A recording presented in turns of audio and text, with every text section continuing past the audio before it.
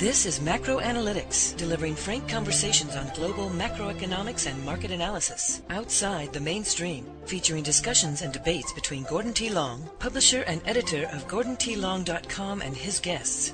The content of this discussion is strictly the opinion of the participants. It is in no way a solicitation for business, nor is it to be considered investment advice of any sort. Always consult a registered investment advisor before making any investment decision. These discussions are extremely hard-hitting and terribly frank, and parental discretion is advised. Now, on to the show.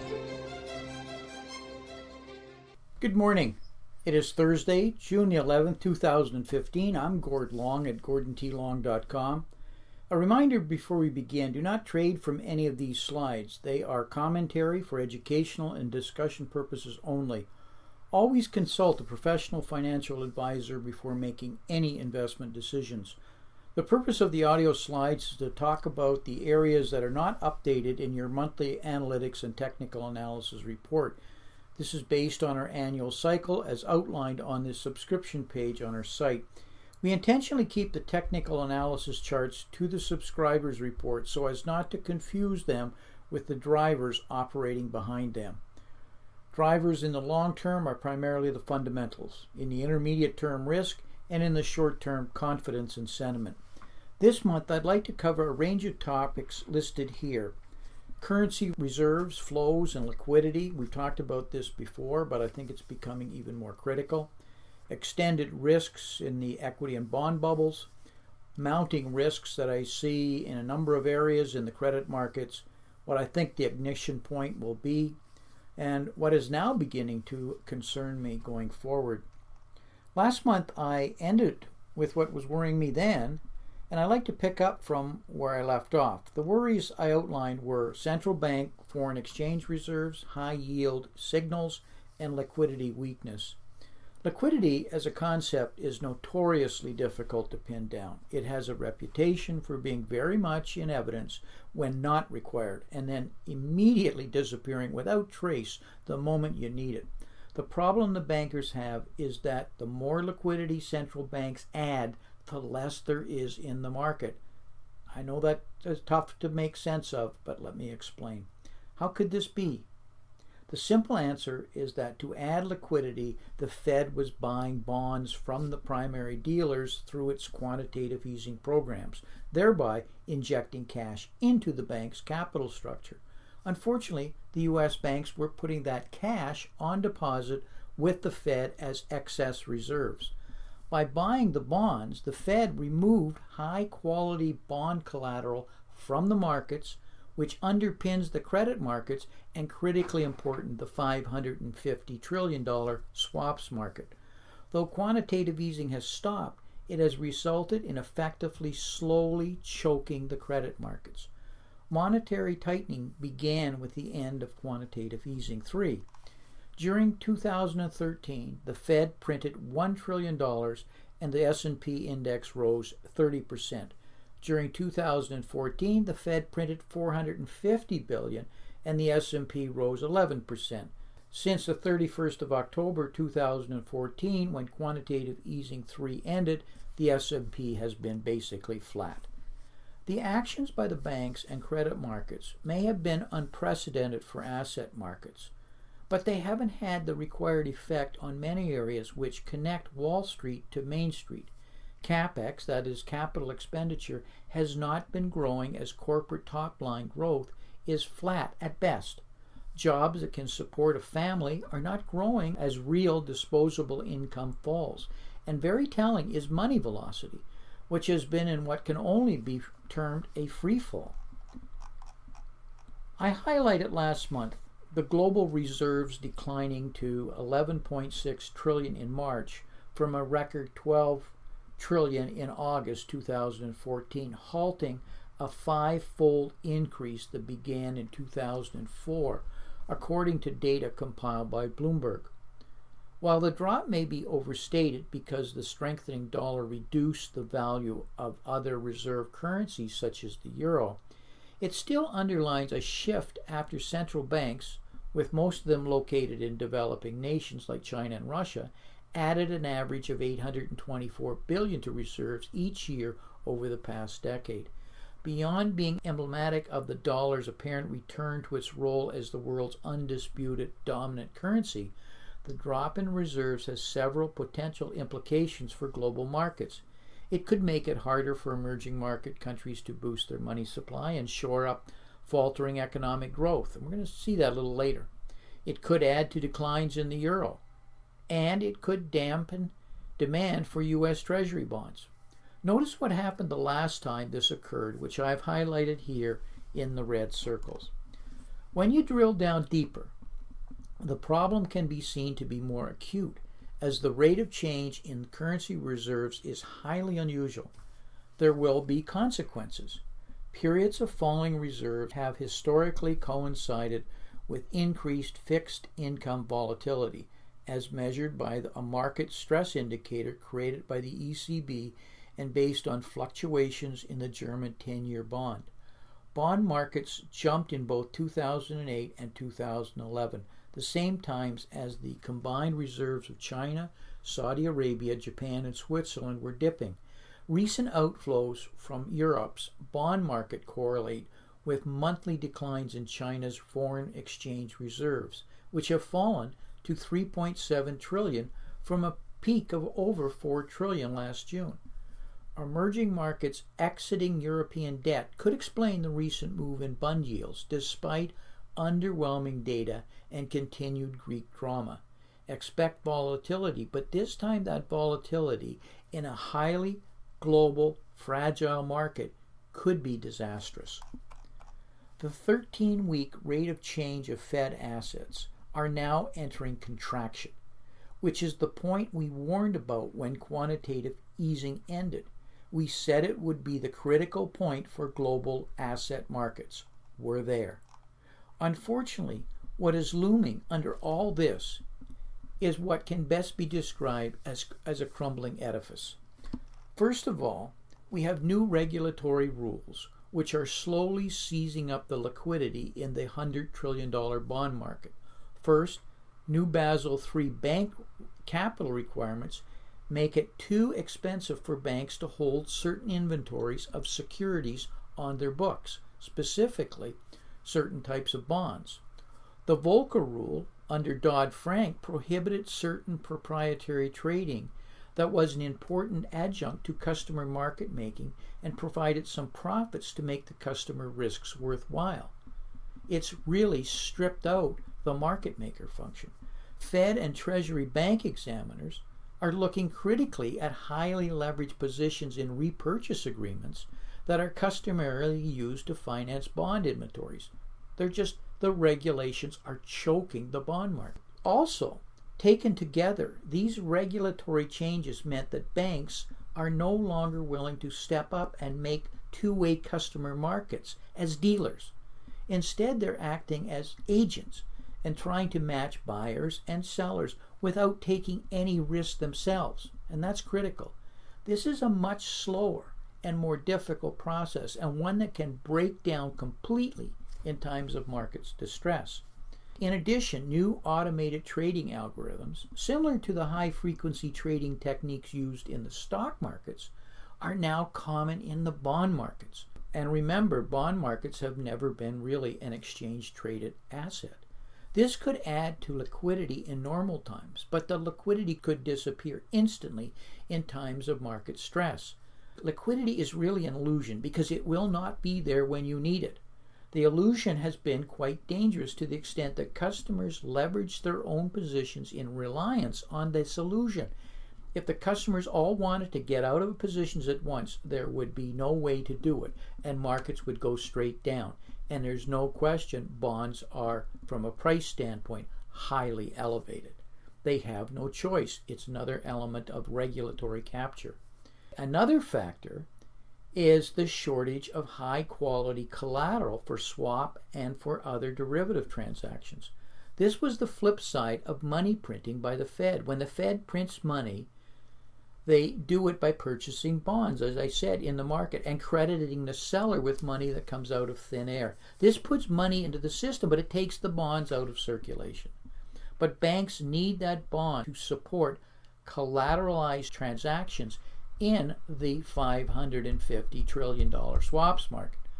If they go down in value, more of them have to be posted, and there's less and less available. It's a hairy edge that we're now standing on. I have talked extensively in previous reports and tapes about the risks in the equity markets from the perspective of sentiment, risk, and fundamentals.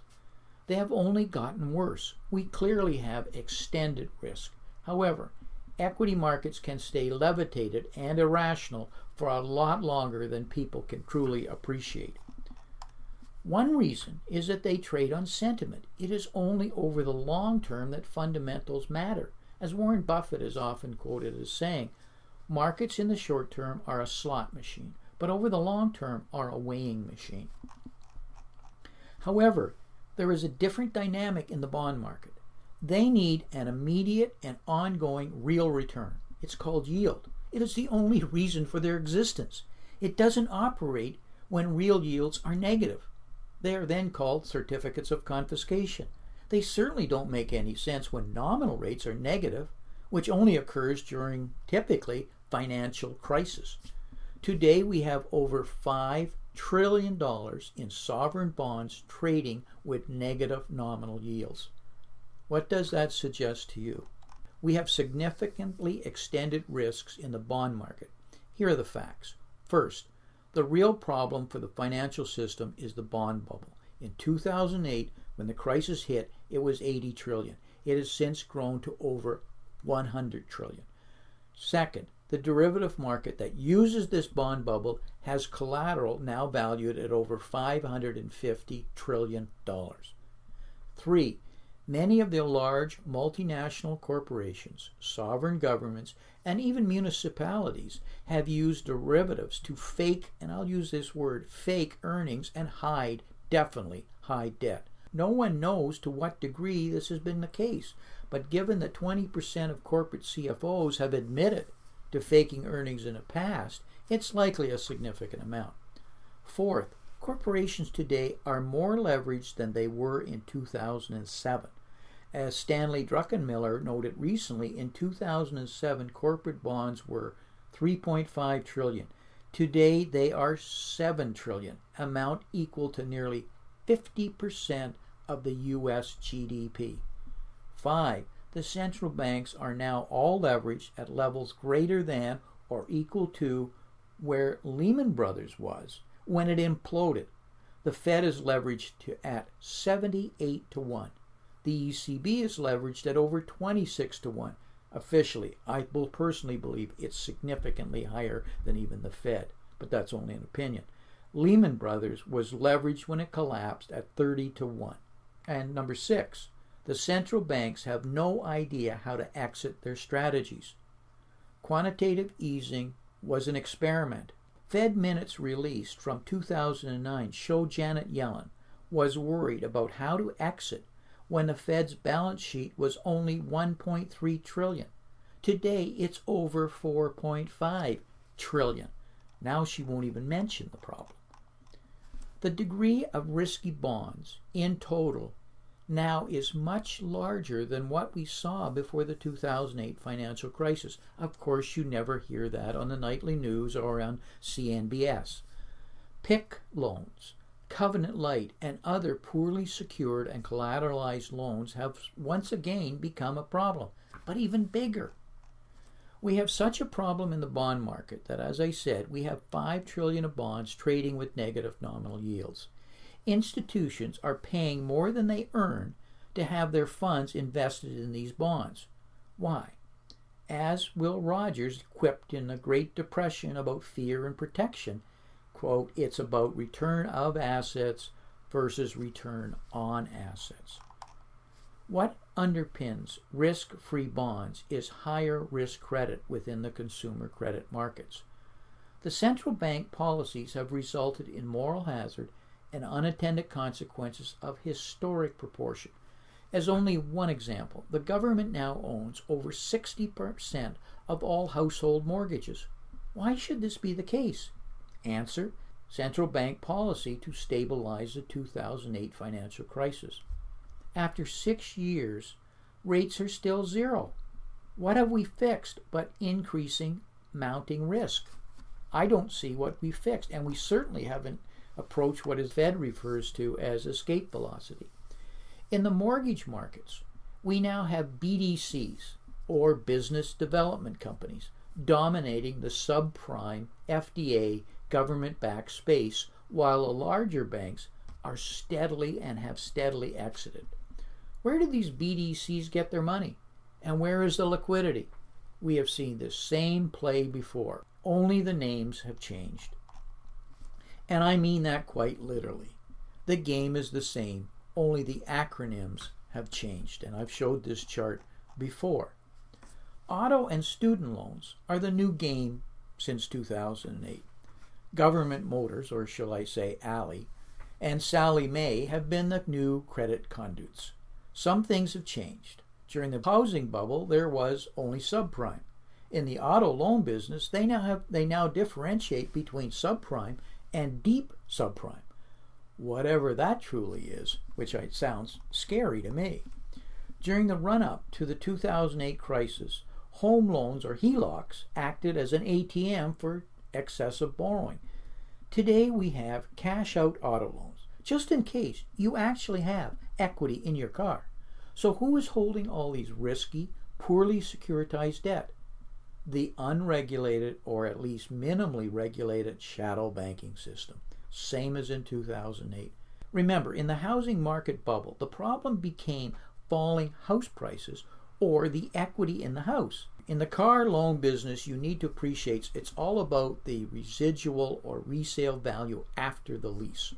Go to a wholesale auto auction and have a look. Cars as far as you can see, and the dealers don't even want them on their lots. They have room for only new cars. There is once again a ticking time bomb before leases and financing goes up to offset falling residual values and yield-hungry institutional CLO holders get taken to the cleaners again. CLOs are collateralized loan obligations. In case you don't believe this will impact you, a lot of these institutional players are pension plans. Not to worry, you say, who has a pension anymore? Student loans are never going to default, right? This is such a huge and obvious problem, it really doesn't need to be described. What you may be unaware of, however, is that we have over 500 billion of the total 1.3 trillion in student loans already being reclassified into a new category called forbearance. Loans overdue used to be called delinquent. When they were over 90 days in collection process, they were called default. Those were the categories you measured things with. Today, when they know they will never likely be paid, they are called in forbearance and placed in a bucket with an excuse note, we assume, awaiting government bailout legislation in which they will be passed to the taxpayer as previously. Same old, same old. Are they teaching this in MBA programs today? They must be. It's becoming almost standard vanilla. There are two primary issues that need to be carefully watched going forward. The first is overvalued and overlent collateral.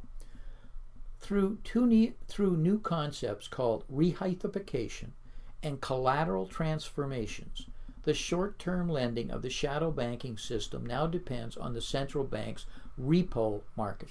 This is similar to the asset-backed commercial paper problem in 2008. Any increase in interest rates, and we have a dramatic shakeup in the bond and swap markets due to the changing collateral values. To put this into perspective, a price impact of 1% rise in interest rates on a 10-year U.S. Treasury is 8.6% of its collateral value. On a 30-year, it's 17.8%. That's called a major market correction with a minor shift in interest rates. Volatility is starting to look like this occasionally. The second problem is we have a global oversupply based on excessive cheap capital for an excessive period of time. The Financial Times reports in Emerging Markets Trading Blow, and I quote, "Emerging markets have shifted from being a major support to world trade growth to a significant drag. The slowdown in China and other emerging markets represents a significant negative shock to world growth. We would be more confident that the world could ride this out if it were not for the fact that growth in advanced economies is still rather moderate. Demand simply cannot catch up, and pricing power is not there to sustain current elevated profit margins. And to quote myself, sustained cheap money increases supply much more than it does demand. We presently have overinvestment resulting in global oversupply. This is not being matched by what is only moderate global demand, based almost exclusively on consumerism versus capital investment that will grow jobs. This mismatch leads to a lack of pricing power, which eventually defeats policies of quantitative easing and ZERP that were never intended by their academic architects to be sustained. It's not really that complicated if you think about it, and I believe the government, the central banks, and the Treasury are fully cognizant of this. But I'm actually as worried now about the difference between overregulated, which I described earlier, and unregulated. We have a $555 trillion over-the-counter, unregulated, opaque swaps market. It's dependent on currencies and rates, and it's dependent on collateral values that underpin it. And it is completely opaque and unregulated. We have a $72 trillion unregulated shadow banking system. There is no oversight here. And this is the same issues we had in 2008. What we have is overregulation, such as Basel III, Dodd-Frank, etc., causing problems in the regulated arena, whereas we have monstrous-sized areas of the financial markets completely unregulated. I'm also worried about the unintended consequences of central banks in creating what I'll refer to as herding. Everyone being forced onto the same side of the boat by policies and forced into taking on higher risk for yield, and therefore all being trapped in the same area. It's too correlated, and when that happens, it's ripe for shocks because there's no buffer. The fourth thing is there's no investment happening. We are doing cost cutting, we're doing financial engineering, but we're not investing in new ideas and concepts at enough of a rate that's going to create jobs, high-paying jobs, which will fund the middle class, which will increase demand. We are actually stripping out any of the potential growth. As I've talked about before, the capitalist system is about savings that is put into investment in productive assets. What we have now is credit being used for consumerism and consumption. That does not fund free discounted cash flow. And as I've mentioned previously, last quarter, 90% of all corporate profits went back to buybacks and dividends. They did not go into reinvestment into productive assets. This will bring the capitalist system to its knees if it's not corrected soon. And in fact, we may be out of runway. I believe the real deflation leg is still underway. Though the U.S. equity market prices currently defy it in this state of suspended animation I referred to last month, the U.S. markets may stay elevated for a while, but cannot defy gravity for long.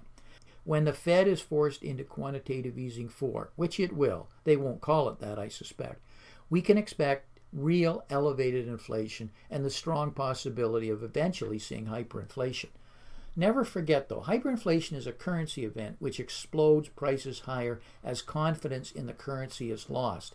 It will be about lost confidence in the U.S. dollar, or possibly the replacement of the U.S. dollar as the dominant global currency in a de-dollarization event, which may be a result of the Asian Infrastructure Investment Bank. However, I believe in the short term, after some minor corrections, the U.S. dollar is still going higher, my opinion. So let me reiterate. I continue to fully expect a Minsky melt-up before all this ends very badly, probably in 2016. Eventually, it will be clear to all that the central bank policies have been a failure. The government policies of financial repression are becoming too heavy-handed as productivity falls, high-paying jobs disappear, and tapped-out consumers' demand steadily slows. In closing, I would like to take a moment as a reminder, do not trade from any of these slides. They are for educational and discussion purposes only. Thank you for listening, and until next month, may 2015 turn out to be an outstanding investment year for you. Thank you. This has been Gordon T. Long, editor and publisher of GordonTLong.com. New recordings are posted regularly and can be found at GordonTLong.com. New show notifications are available through RSS feed, iTunes, and other social networking venues at GordonTLong.com.